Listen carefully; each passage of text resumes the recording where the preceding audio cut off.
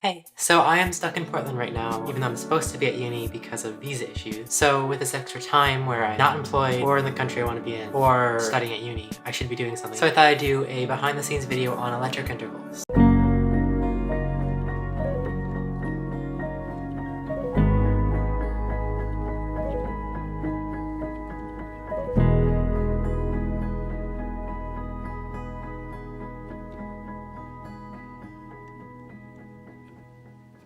So Electric Intervals is an album by Martyn Heyne that I got commissioned to do a visual album for. And I think this is the largest project I've ever been commissioned, and I am quite proud of it, even if I have made some small mistakes along the way. This was definitely a learning experience, but I got to do so many great things. I had the first time a set that I got to help design. We worked in a studio for multiple days. I had a proper crew. This is all very new to me and very exciting. So it all started when Martyn's management contacted me saying that they wanted to do a project together. They saw my work on YouTube and thought that my art might be a good fit for the album. It's very experimental, and I guess they liked some of the projects that I've done with just like materials, specifically some of the oil and water stuff I've done or the paint stuff I've done. So I gave the album a listen, and I think that what I noticed most about it was that it sort of had a cyclical pattern in most of the songs, and that made me think of biology. So I did some studying and I was looking at natural cycles in biology, and I read about viruses. And I can't remember what the article was called, but it described viruses as organisms at the edge of life. I like that phrase so much that I made that the focal point for how I based all abstract visuals throughout the entire album on that little phrase. For most of pre-production, I worked with Luce Howell, a very close friend of mine, and together we just sort of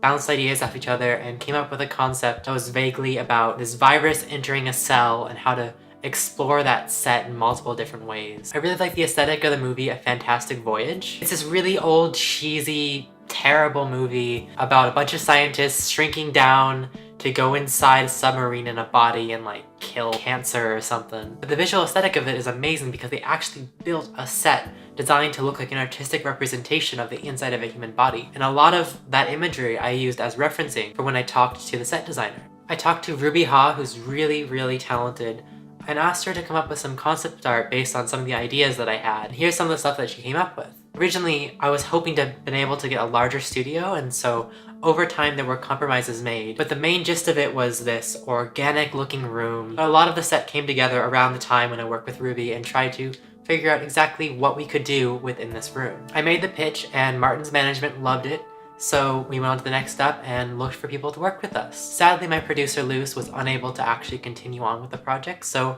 I switched to another producer, Max Lee. Max was a saint in helping me get this project together because I had never worked with a set before, I had never managed a crew before or a budget. This was a huge project and I had no experience. And Max helped me every step of the way, learning exactly what I needed to do, what my responsibilities were, and he contacted some really great places. We secured a studio called Studio PS Brixton, or at least it was Studio PS, but it was their Wimbledon location. And they were very kind in letting us get a cheaper rate for the place because they believed in the project. And I just, all throughout this project, was so lucky to have people really interested in the project and willing to work with me. When I put together the team, it was mostly friends of mine who were doing a massive favor to be able to work for this project for slightly less than what they deserve to be paid, and I'm very thankful for that. Our cinematographer, Ollie Newport, brought in his own equipment. He also did lighting and set up a lot of what the visual aesthetic ended up being, because honestly, a lot of what made that set look good was how he lit it. My friend Lucian Ross did the set design. Here's some more concept art that he did when we were talking about how to build it. He came up with many ideas, and he also just figured out how to do these weird shapes, because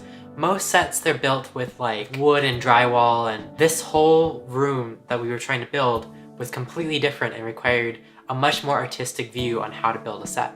Our makeup artist, Satya Jackson, is incredibly talented, and I was lucky enough to work with someone who also has experience with animation, so when it came to doing the stop motion makeup, she knew exactly what she was doing. We worked with a costume designer too, Steph Taz. Steph was given a very bad description of what I wanted. I didn't really know what I wanted, and yet she was still managed to take every bit of information I gave her and make something really cool. That costume and the way it sheds into another costume, it's all made with really cool material. She used something that was really holographic. I chose her based on her experience doing wearable art. When putting together the plan for this project, although a lot of ideas changed, the one thing that remained consistent is that I knew I wanted some choreography to the music. My friend Joel Plowright was the actor, and they actually didn't have much experience with dance. I chose them based on their natural body language, and they ended up being amazing. They worked with Anna Dean, who is an amazing choreographer, and they rehearsed at Guildhall and put together an amazing performance that I only ever saw on set, and yet there is nothing I had to change. It was perfect. I don't think I could have gotten through this entire project also without Joel Court. Joel was the assistant director and the person who actually knew what he was doing. He was able to tell me, no, we gotta get on with this shot, schedule things, and without his scheduling on set and without his micromanaging of different aspects, I think the whole thing would have fallen apart. Emma Pamplin, also, all this behind the scenes photography was done by. She was very kind to come and film for us. She did a lot of prop making, worked with George and Dara, two other friends of mine who came into set. They sewed things together, they knitted for hours, they worked very hard. The project, of course, accidentally had to happen on the hottest days of the year in the UK. I remember the day that we had to take everything out of the studio and bring it back to my place. I nearly fainted from how hot the car ride was there. Luckily by, I think, the third day we had an air conditioner, which we all just would huddle around when we weren't doing anything. It was so hot. A lot of the ideas were more experimental than just working with stuff on set. I made a light show for one of the videos. It was basically two glass, like convex pieces.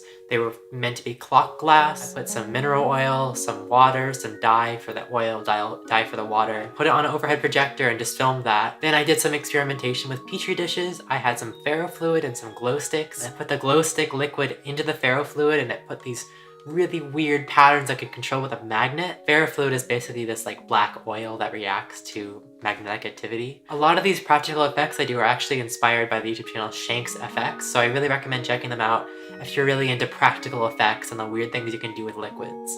After everything came together and we filmed it all, I had to move out of my flat, go to America. I had other stuff planned, and I also had a deadline moved from more than 2 months away to a month away. So I really had to edit this whole thing quickly. And I think that if I were to have another chance, I'd edit it very differently. Luckily I had my friend Lily to help me edit it, but even then, the whole project had to come together really fast. I think that was the greatest weakness of this project. If you want to watch each individual video, they are for sale on iTunes, but of course that's money, but it's there if you want to see it. Having done this project now, I feel like I'm more prepared to do larger scale projects, and I'm hoping to do larger scale projects. Stuff with a budget is just so much more fun than when you have no budget. This is the first video I've done with like a budget to hire people, and I think that it showed in some of it. And depending on whether or not my visa gets resorted, I should be attending Guildhall School of Music and Drama, doing performance and creative enterprise, where hopefully I'll get to work with other kinds of artists. So I'm looking forward into the next 3 years doing collaborations with musicians and poets and trying to continue to find my voice in art and see what I do next. Thanks for watching this video. I know I'm just kind of rambling, but I hope you enjoyed it, and I hope that if you do end up watching the 40-minute film, thank you so much for paying for that, one. And also, like, I hope you like it, you know? Because a lot of people really tried hard and put everything they had into this, and it was such a fun experience.